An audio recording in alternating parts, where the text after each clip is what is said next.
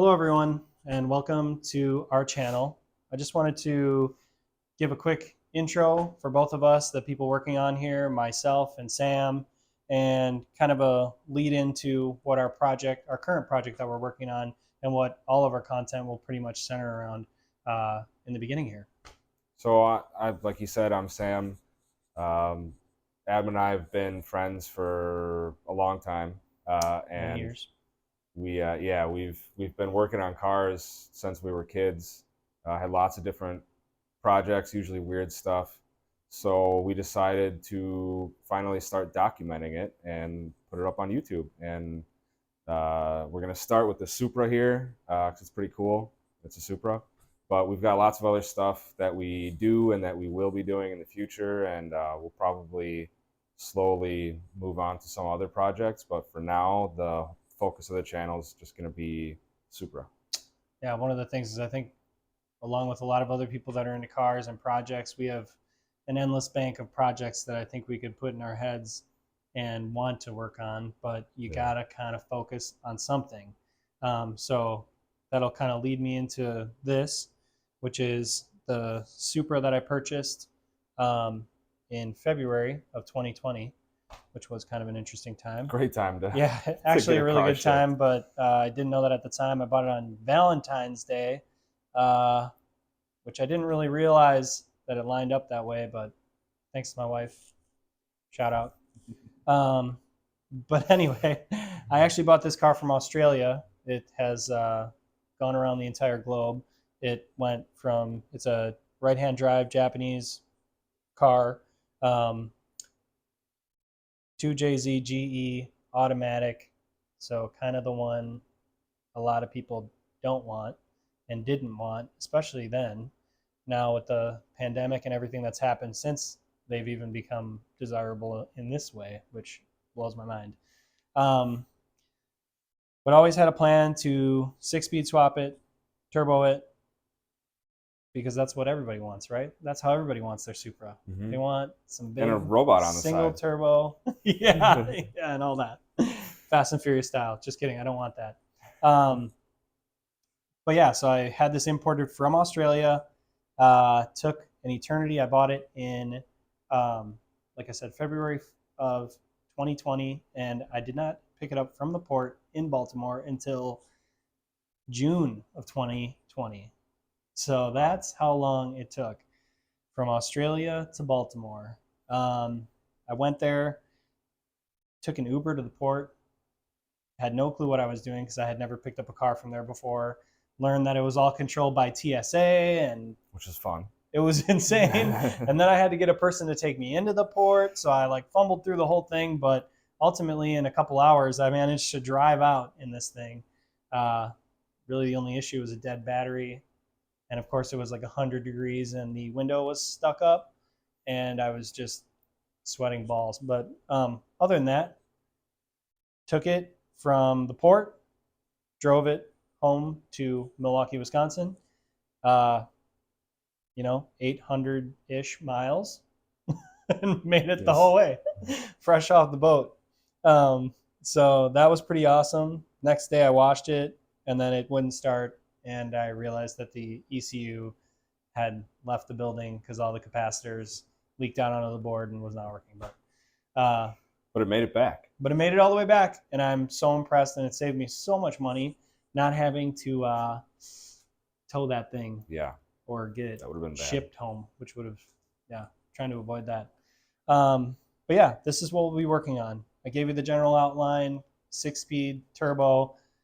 I plan on utilizing the GE and doing some cool turbo stuff, but we'll get into all that, and you guys just need to follow along. Yeah.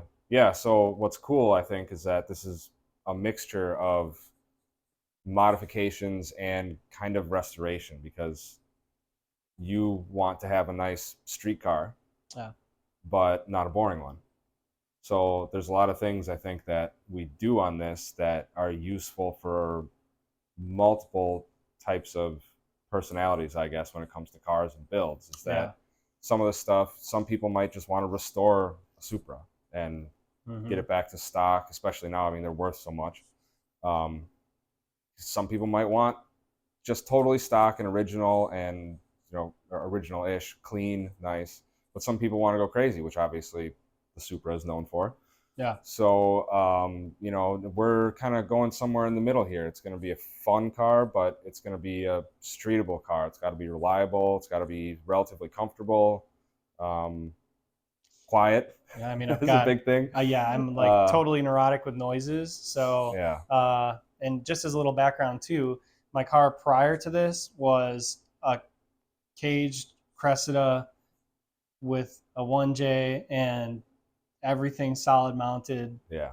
It was a drift car. Basically, yeah, it was setup. Full race car. Yeah, and it was just, so I'm coming from that. Now I'm older. I'm not old, but I'm older. And, I'm trying to have a car that's just kind of decent to be in so I can actually use it instead of, trying to stress myself out about making it to a track day and all that crap. I want to be able to just like hop in it, have fun, screw around.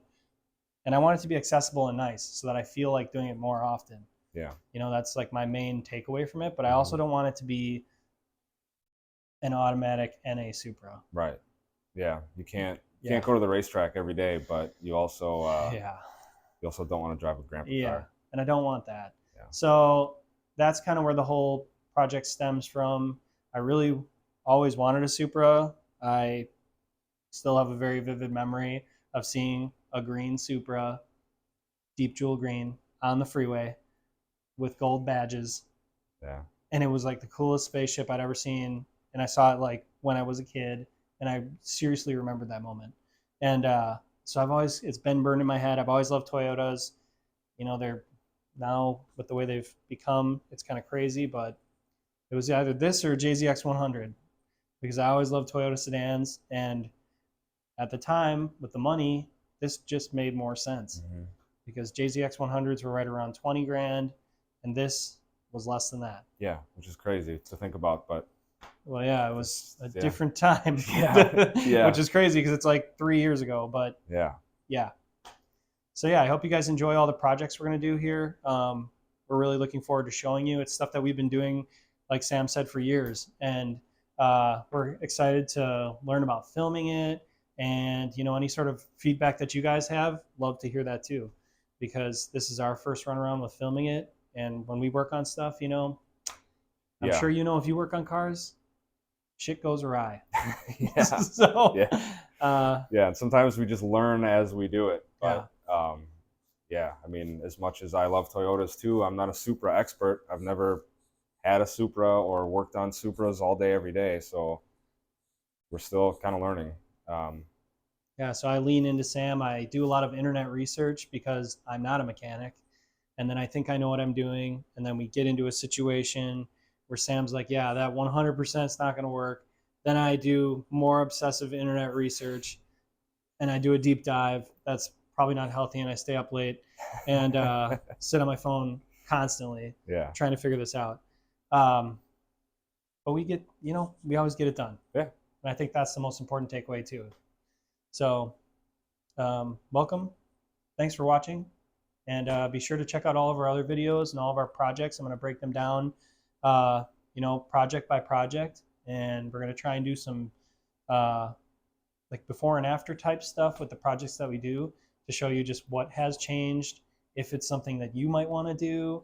I think that's another important thing that we're planning on doing. Yeah, results. Yeah. Yeah. But ultimately, thanks for watching.